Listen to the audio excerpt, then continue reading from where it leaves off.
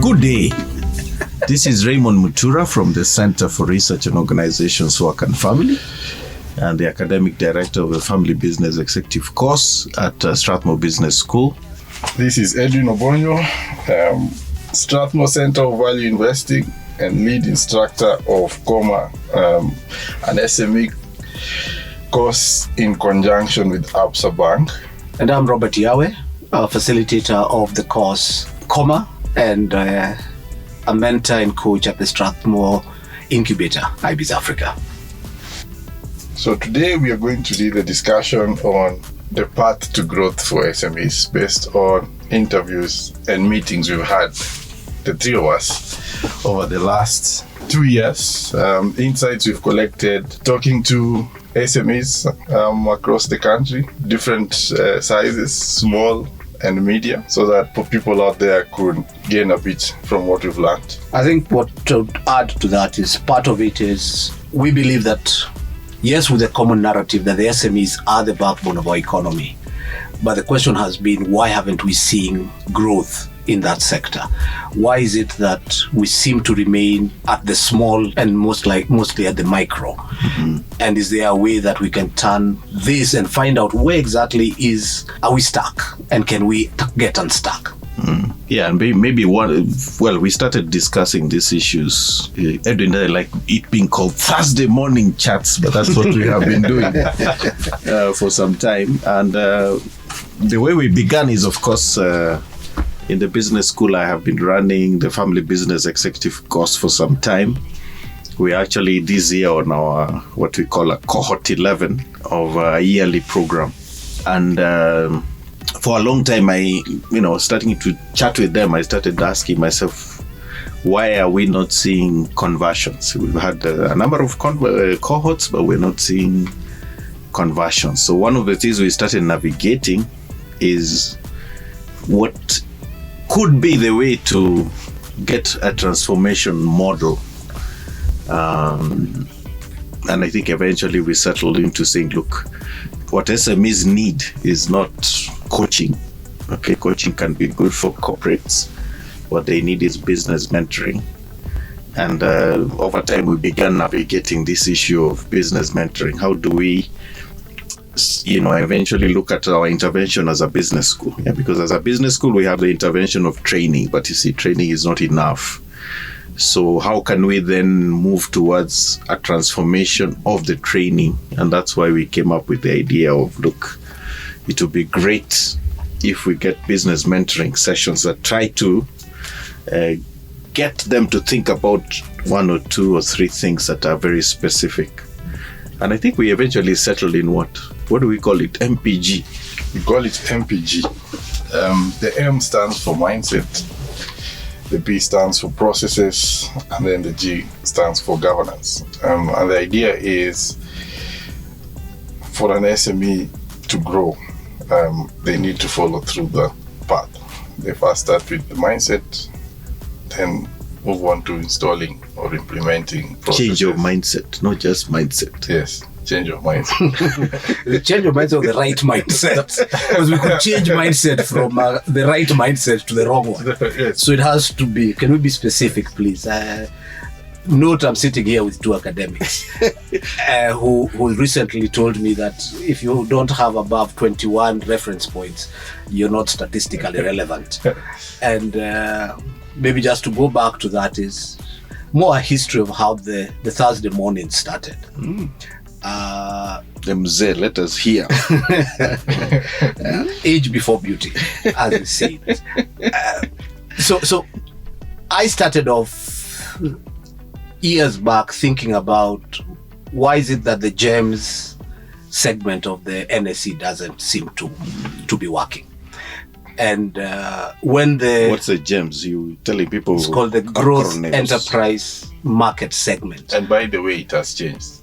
It's now called the SME market. Yeah, and that's part of our problem in this country. We just keep renaming things. We love baptisms and not looking at the content. I looked at the initial drafts for GEMS and I remember participating. So GEMS, first of all, clarify for people. It is Growth Enterprise. Path for Listing. No. GEMS is listing. Is listing. But without the complex requirements of the main counter, of the main market. The NSC. The NSC, Yes. it's also GEMS is part of the NSC. NSC, yeah. So you have the main board and you have the GEMS board. And now I think we now have alternative boards. It keeps growing horizontally, yet we are not seeing much impact in any one segment. We've been delisting more companies than we've been listing, but then we digress. Now back to GEMS. So I've been active in that space for almost 15 years. So as GEMS came in, I remember the bigger problem was why weren't we listing companies was because the journey was too complex. The costs were very high. And as usual, the government always comes in with brilliant interventions. So the Capital Markets Authority decided to come up with a market which would allow SMEs and other businesses to access capital from the public. So for example, you don't have to be profitable, you can have 3 years of existence, you don't have to do roadshows. So literally the process of getting listed on the GEMS platform then and now the SME platform are very simple. It's a very low-hanging fruit for anyone who wants to get what we call patient capital, which is what the stock market really gives you. It's patient capital, because somebody gives you money and is never expecting the principal back. What they're expecting is regular dividend payout or the rest. But out of it, what happened, what I noticed was they had introduced something called a nomad, a nominated advisor, who was supposed to be the key component in you being able to list on GEMS. Now, unfortunately, this was defined as a person and not an institution. So my conversation with CMA and NSC was, why don't you change that? Because by you allowing this to be just an individual, then that individual has an unfair power base over the company that's listing. Because if your nomad dropped you, then you got delisted until you got another nomad to bring you back, which made very little sense. Because then don't forget, we are humans. And your nomad leaving you could be when they are leaving, or they could drop dead. Either way, it would have an adverse effect on the business. The whole objective was what? Why not turn the nomad into an institution? And so having some conversations with Edwin was, why doesn't Strathmore look at how they can become a nomad or push that agenda? Well, we went through, I think, 6 months of back and forth. We signed an MOU. Before I joined you. Yes. And then we realized that there's a level of resistance that's too difficult to fight with. It's called bureaucracies. And too many gatekeepers. Fortunately, I can say I've been vindicated, because the SME model has dropped the power of the nomad. Yeah. So The new model. the new regulation. After, because they realized people are taking advantage of it. Because I'll tell you, I'm your nomad. Now, if you don't pay me X, I don't take you. I'll walk away. Yeah. And to be fair, nomads were companies, for example. But the license went to an individual. Yeah. Not to the organization.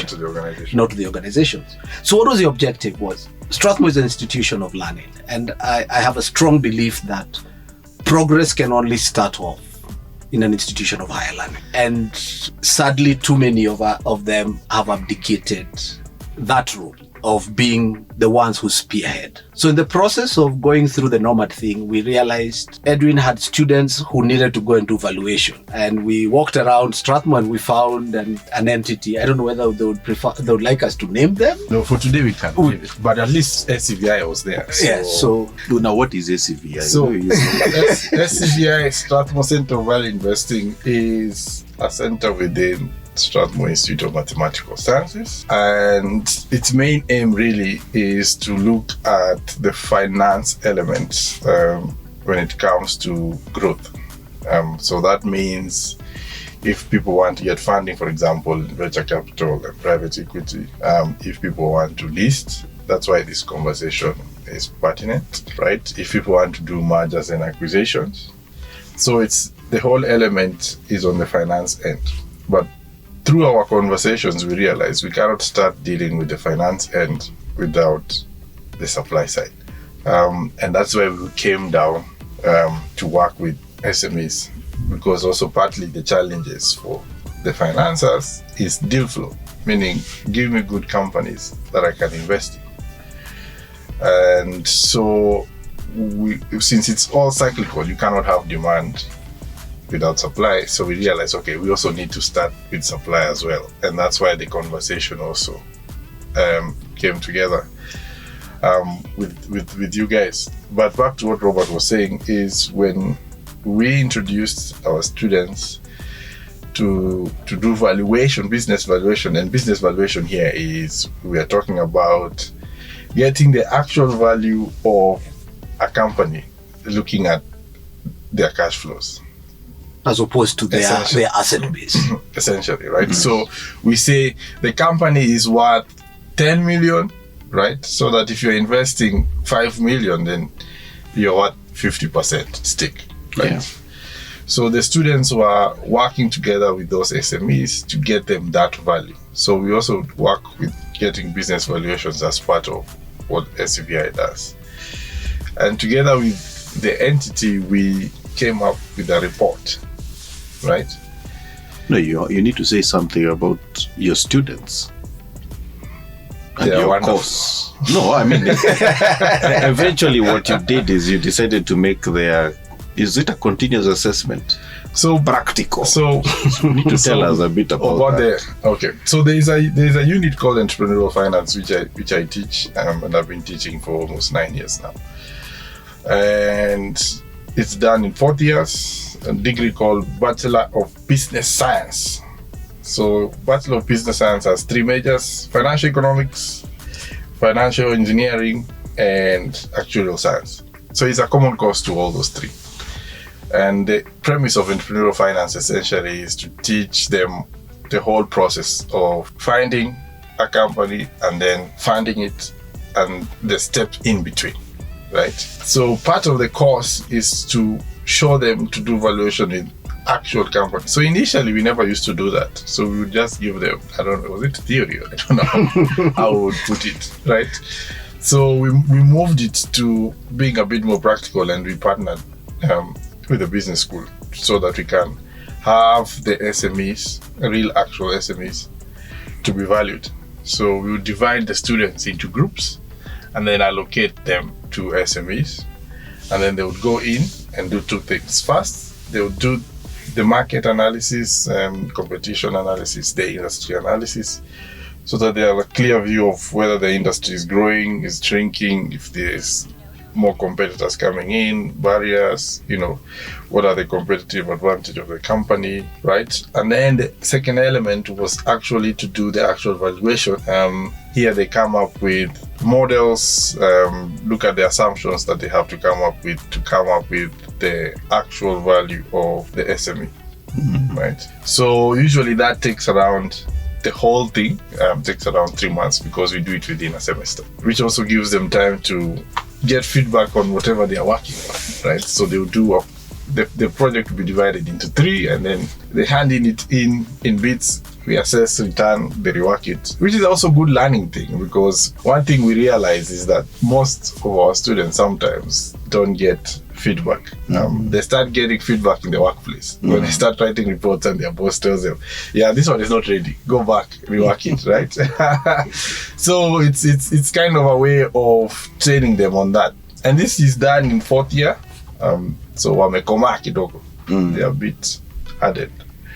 And then you can allow them to be also free, creative, use what they've learned the past 4 years, so that they can implement them.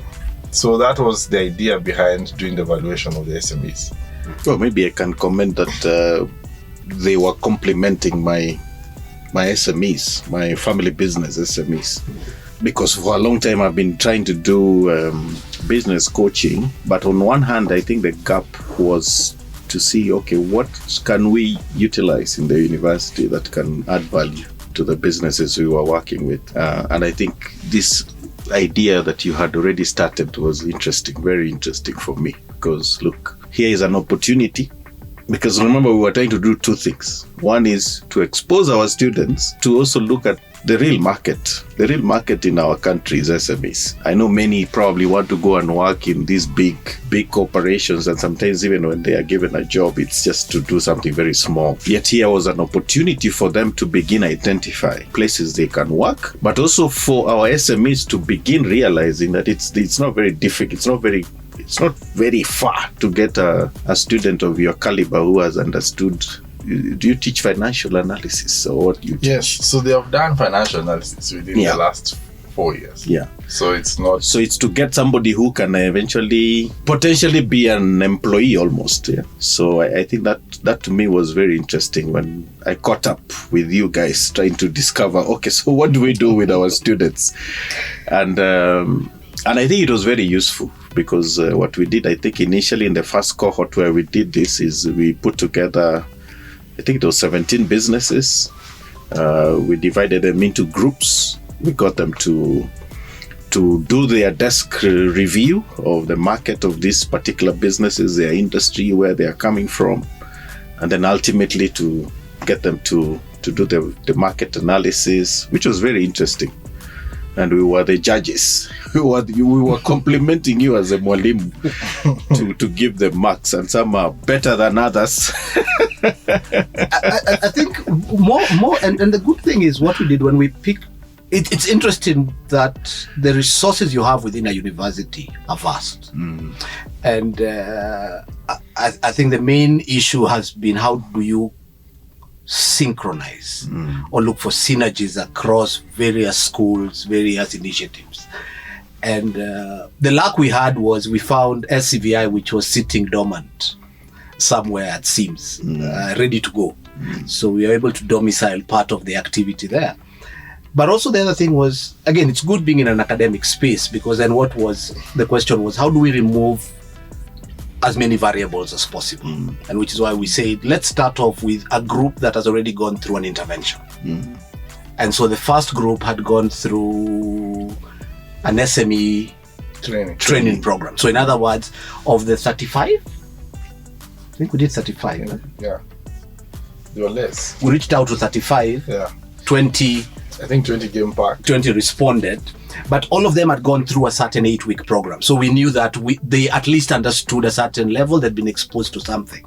So that then the students were going in with a fairly level playing field. And then now we look at that going forward. And one thing Edwin mentioned was we then did sort of a baseline survey of those companies, which brought out something very interesting, is that when most of the companies would join the program, it had been drummed into their heads that their problem was finances. Then when they go through the 8-week program, they come out at the other end to realize their problem was actually never finances, which is why you can see what we are basing this on is MPG, which is mindset, processes, and governance. Note, we have not discussed finances. Why? Because I believe we now have statistically relevant data. and we actually had a launch of the report, and the link is on YouTube, right? Yes, there's a link on YouTube. So apart on top of that, we also found that once that intervention was done, also the number of employees went down. Because now the founder could be able to match job descriptions to actual jobs.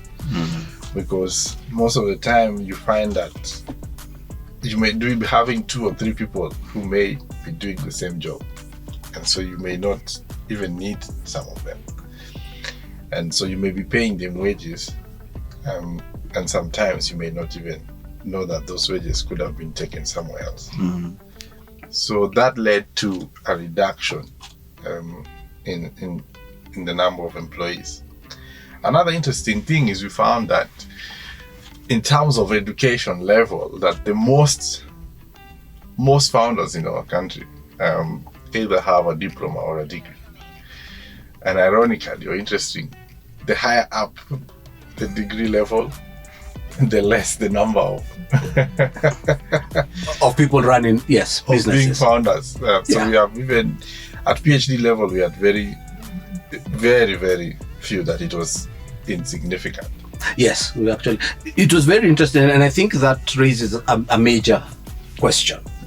Is, can the person who does not have a degree but has set up a business which is now turning over in the range of 100 million or so be comfortable hiring a graduate to work for them?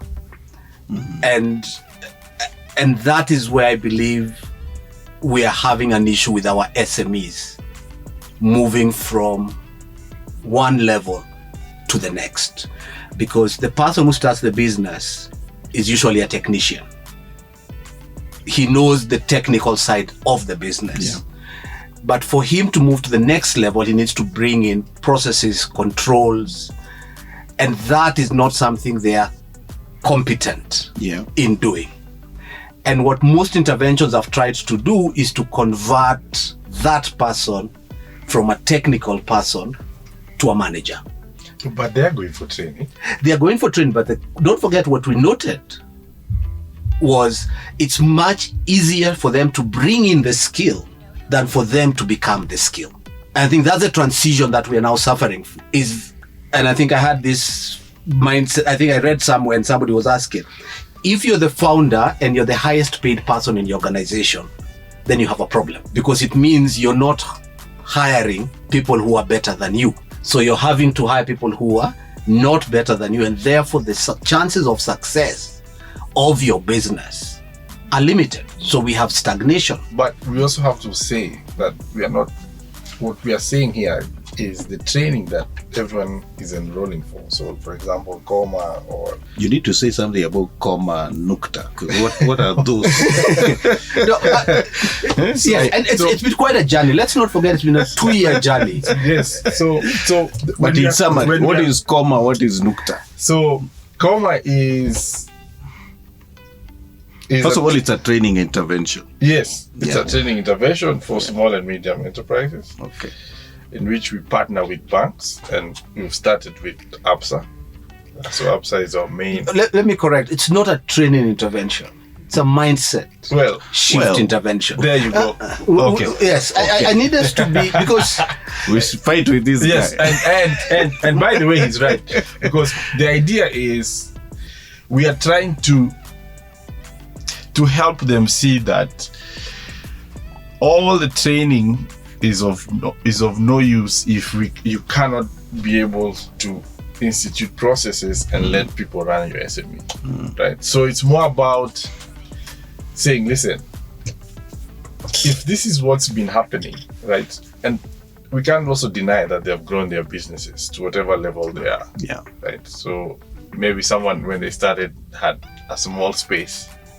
Now they have taken 2 floors. Yes. Right? So they have grown a business. So we can't discount what they have done and the skill. But what we are trying to say is this can grow further. But for that to happen, then this has to change. Right? So that's what we are working on. That change element.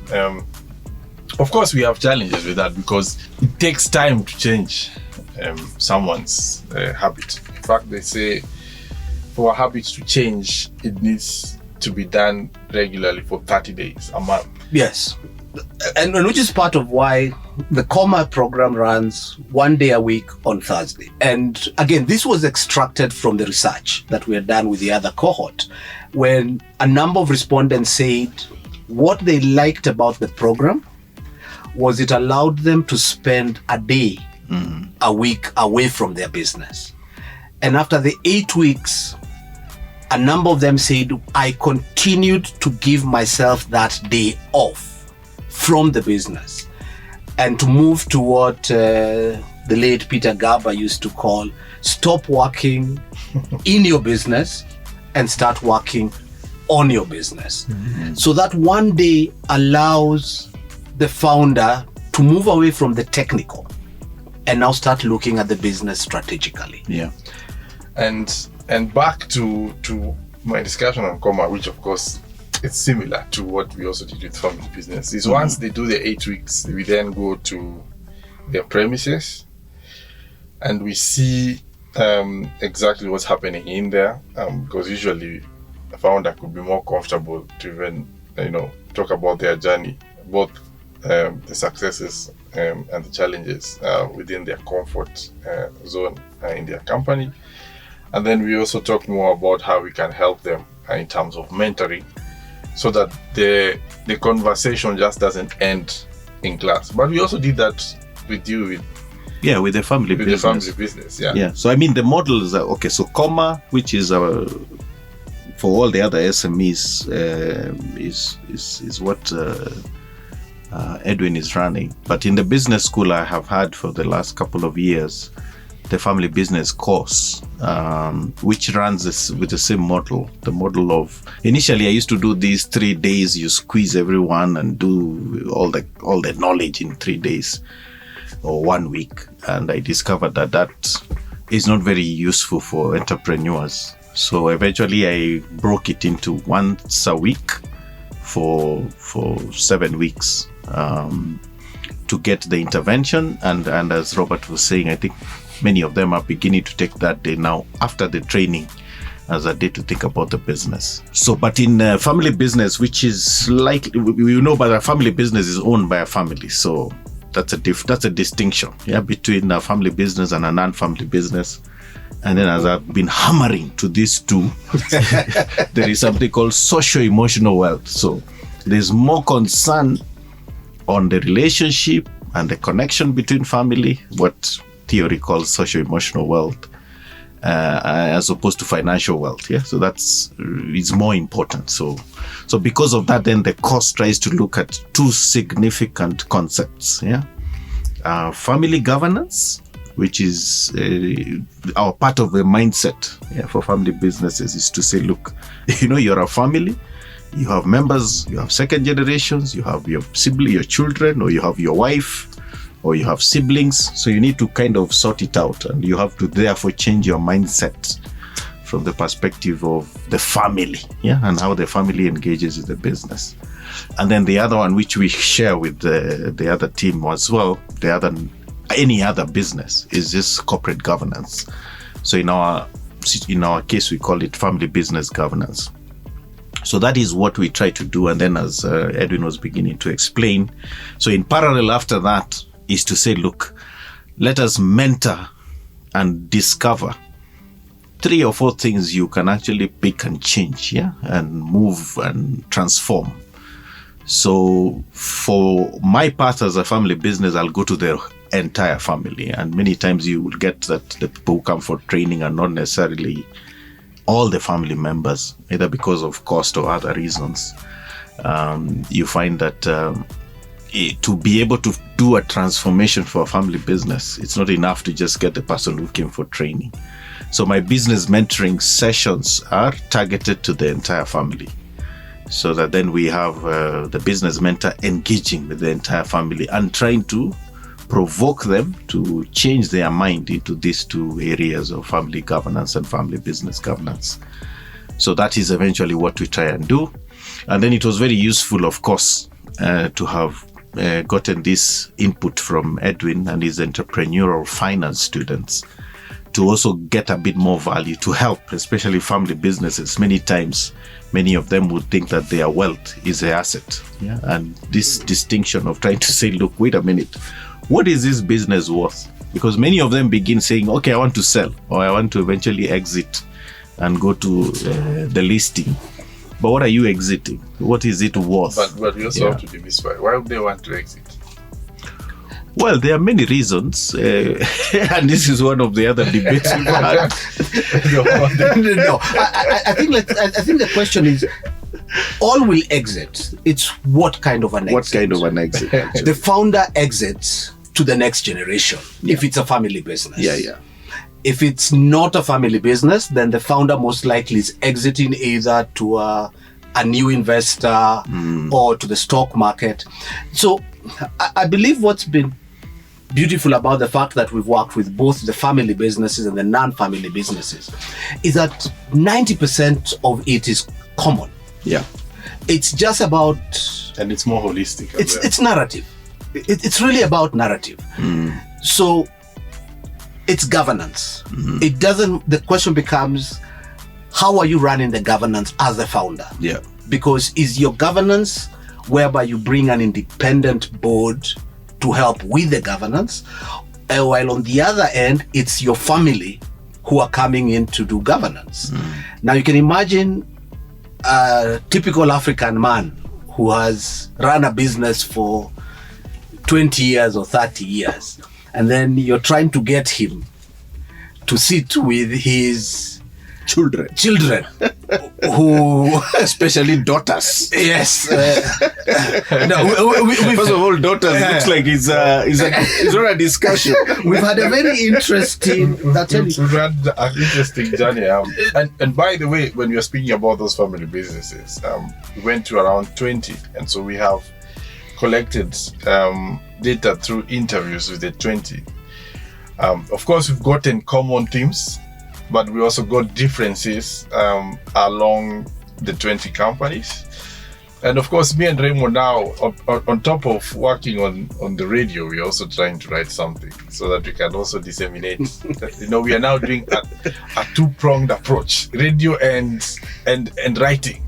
So that the message is properly sent. And so we will be sharing, of course, all the insights. But I think it will be important to talk about the other acronym. So there's the M we've talked about, which is mindset. Yes.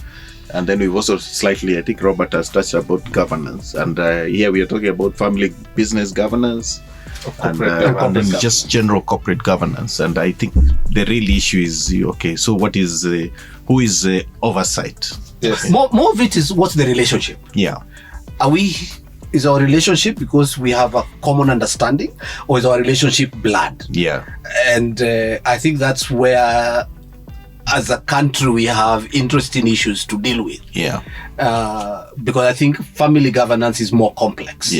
Because your son is your son. Your daughter is your daughter. Even if you fire him, he still remains your son. It still remains your.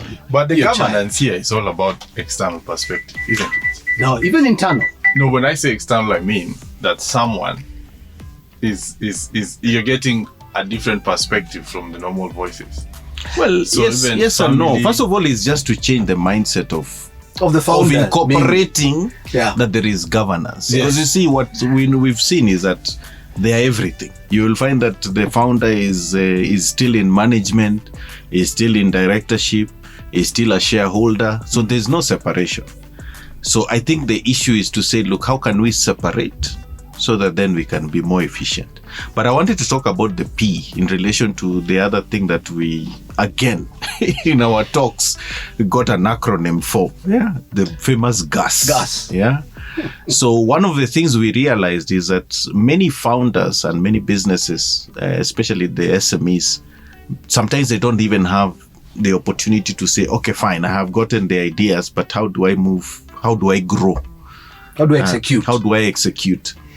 And then we again sat and asked ourselves, wait a minute, so we have the undergrad who can do this, but what about the MBAs? What about the MCOM students?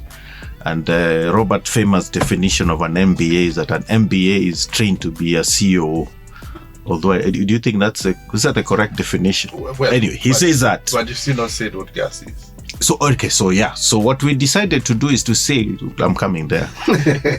You say, look, maybe we can work with the MBAs and get them to begin looking at, of course, some of these SME projects as potential master's projects.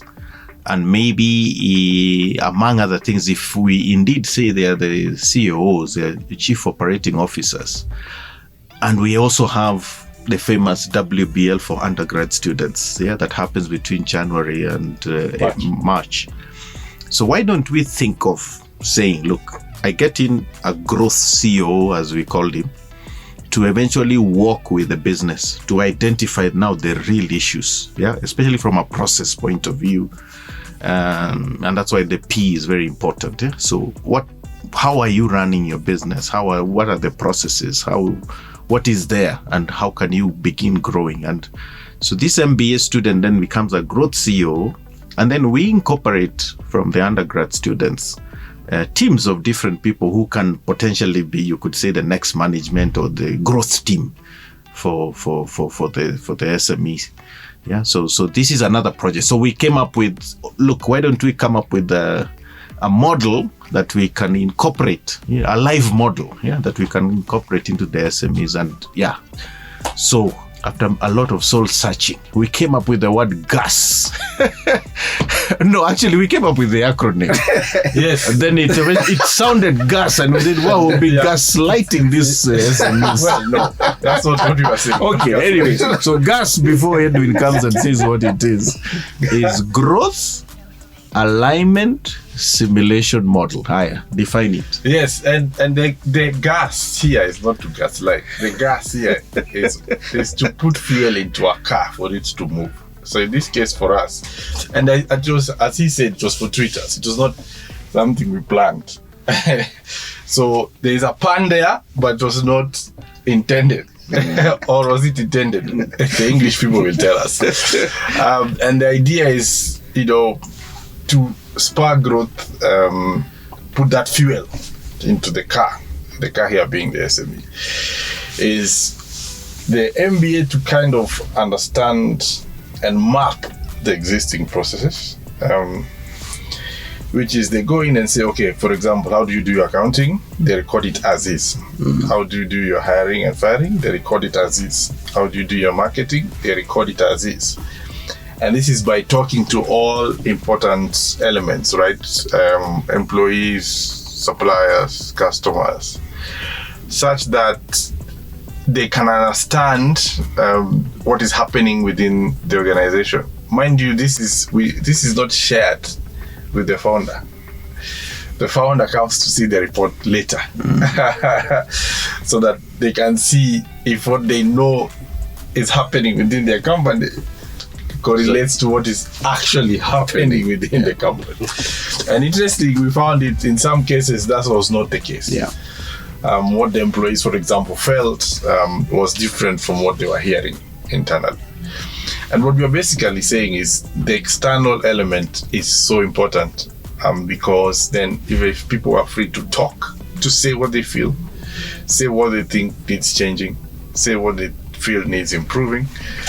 So once they've mapped the current processes, then what they go and do and use their MBA talent or skill or knowledge or industry experience is to come up with recommendations on how to solve the challenges that they have seen. They have seen, not what they've been told. So once they come up with the recommendations, then we tell them to pick one of the challenges and see if they can help the founder. So they'll make the presentation to the founder and say, this is what we found, these are my recommendations, but what do you think? We suggest we should start with this one because this one looks like one of the biggest challenges you have, and then we would like to help to make the corrections or make the changes. Mind you, this is not because someone will ask, but why are the MBAs interested in doing that? Yeah, and the idea is to help also with their dissertation. Yeah, because MBAs need to do a dissertation at the end of their 2-year program to make it a practical dissertation.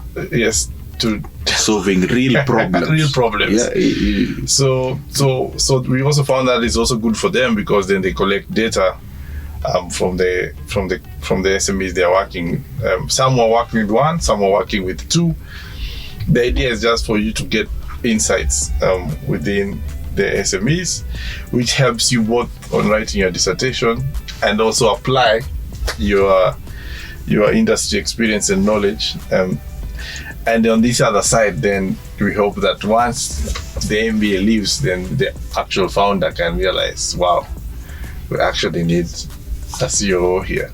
Yeah. And we insist on saying COO because we are saying we want the founder to start delegating. Yeah. There needs to be someone between him and all of the employees. Yeah. If you look at all the companies that we have, most of them have a COO and a CEO. Why? Because the CEO's role the COO's role and the CFO's role are different. And usually when someone wants to do everything, then we have a problem of growth. So the COO's role is to ensure that the operations of the company runs efficiently. Yeah. So he's given the targets and ensures everyone is aligned and working to achieve the target. Then the CEO, I think, works now with all the other external stakeholders, investors, shareholders, government. Well, and also he spends now his attention on governance. Yeah. Yes. Most and strategic. And I think maybe what you've both forgotten to say is that the gas program was, we put in a team into the organizations for 3 months. A lot of times we have students who go out for internship, and we know that in most internships today, they're most likely utilized for filing or for picking up laundry. Picking up laundry? Yes, picking up laundry. You'll be surprised. People still have their ties going making to tea, but it's a bit dramatic. No, It's a clothes being washed in there. No, picking up laundry. Your boss shows up. Your immediate report shows up Maybe with a bag full of stapling clothes one up. and tells you, please go down to the It's more of stapling and filing. filing. But which and then I think that was more part of the drive behind saying, how do we make the internship of the student Memorable. more valuable, Valuable. both for the student And for the... and the organization. Because I think the problem has been is that we send people out for internship and we have not trained the organization on what are the benefits of having somebody coming on internship. Yeah. Now then what you then have is usually the person is handed over to a junior staff member who is already concerned that this could be their replacement. Yeah. And so there'll be a tendency not to explain much to them. And what the GAS program did, and why it's called a simulation, is we basically built a parallel system organization. So you have your executing organization, which founders understand fully, but then we create now a level of almost like an EXCO, because we're really giving you an MBA student or graduate who comes in to act as COO. Then they have come together with somebody from finance, somebody from HR, somebody from IT, law. So you have a full supply chain team, supply chain. Operations. Oh, it's called operations. Thank you for clarification. It's actually both. So operations and supply chain management. So you can imagine having a team in your organization for 3 months who are literally helping you execute what you learned in class. And I think that is where we've been having another disconnect, is you go for training for 3 months or 3 weeks or 8 weeks. When you come back, the chances that you'll end up in the status quo are much higher, unless there's somebody there to then help you move the organization to the next level. And which is why the 1 day away from the business now makes a lot more sense to a founder, whereby now for that 1 day, let's assume the Thursday, you're now not seated with your execution team, you're now sitting with your GAS team.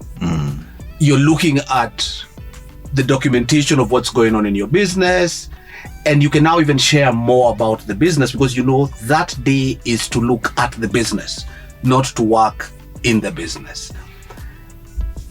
And for the ones who embraced the entire process, I think we can comfortably say they are starting to see a transitional change.